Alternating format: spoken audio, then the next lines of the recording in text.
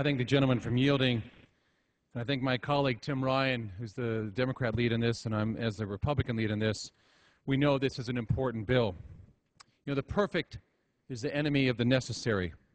We're arguing about trade policies, what the WTO might think, what China might think, what negotiations might happen, while the American people are out there saying, what are you doing about our jobs?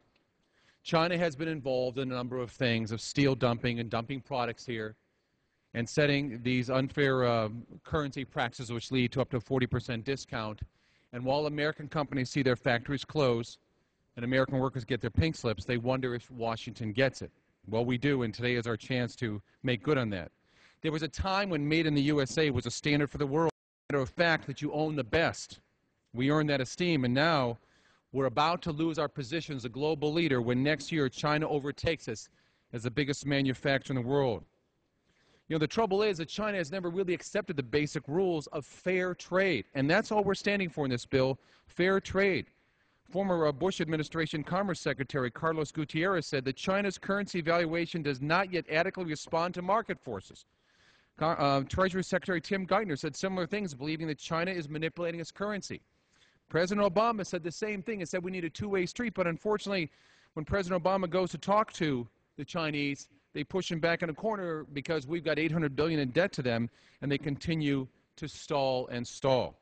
Now, I don't care who's in the White House, Republican, Democrat, whoever, but I don't want another country saying to my president that we're not going to talk to you about these things and somehow make it sound like it's the United States' fault.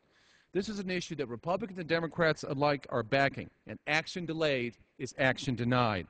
Only when our government starts pursuing policies that cultivate rather than stifle American manufacturing and holds China and other trading partners fully accountable for cheating on trade will we begin to revitalize that manufacturing sector which we've lost ground on. If we unleash our factories and workers from the constraints of an overly burdensome taxation and regulatory requirements, give them the tools they need to ensure that all countries play fair and by the rules, the American manufacturer will win in the global marketplace every time. With its dedicated workforce and demonstrated ingenuity, American manufacturing has a chance to not just repair our economy, not just lead us out of debt and deficit, but create hundreds of thousands of new, well-paying, high-quality jobs. We in Congress must do everything we can to support American manufacturing in this goal, not stand in their way, and not quietly wring our hands and worry.